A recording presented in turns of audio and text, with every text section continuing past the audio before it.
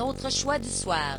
Anne Ginsberger chronique l'épopée intime et collective des foulards noirs. 1. Groupe d'agricultrices ou femmes d'agriculteurs du Calvados, sur France 5 à 20h55.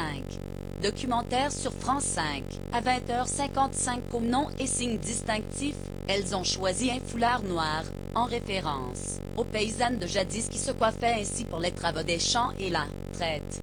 Mais aussi et surtout parce qu'elles se sentent en deuil d'une agriculture qui se meurt.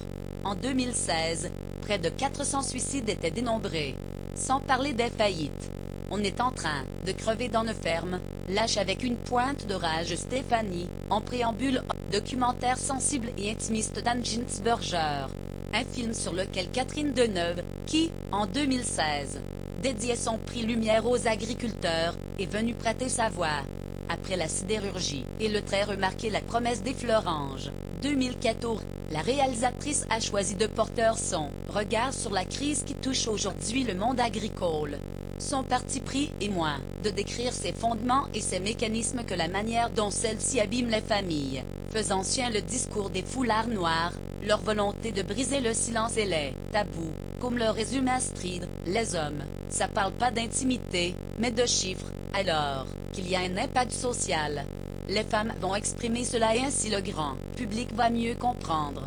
L'angoisse du suicide pendant l'année 2016, la réalisatrice a suivi 4 femmes et militantes qui luttent, disent-elles, sinon pour sauver leur monde, du moins leur exploitation, et aussi pour être enfin reconnues à leur juste valeur. Au sein de ce noyau, cimenté par une solidarité de tous les instants, il y a celles, comme Stéphanie, qui, avec son époux Yannick, tous deux éleveurs laitiers moins, s'arc-boutent sur leur exploitation, travaillant sans répit, à perte. Je continue de me lever pour perdre de l'argent, dit cette mère de 2 enfants, avant de détailler ses revenus, 234 € par mois.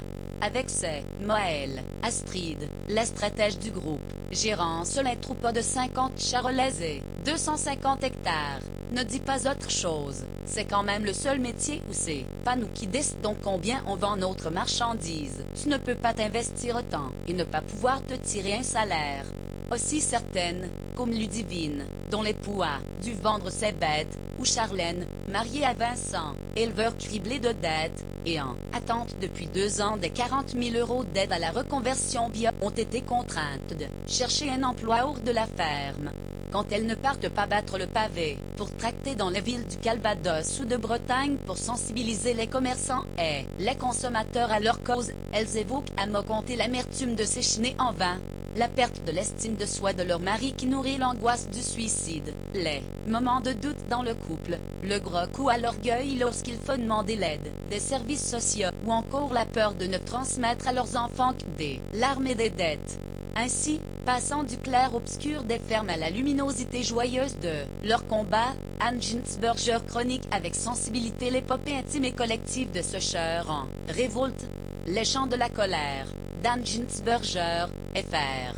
2017, 65 Mines.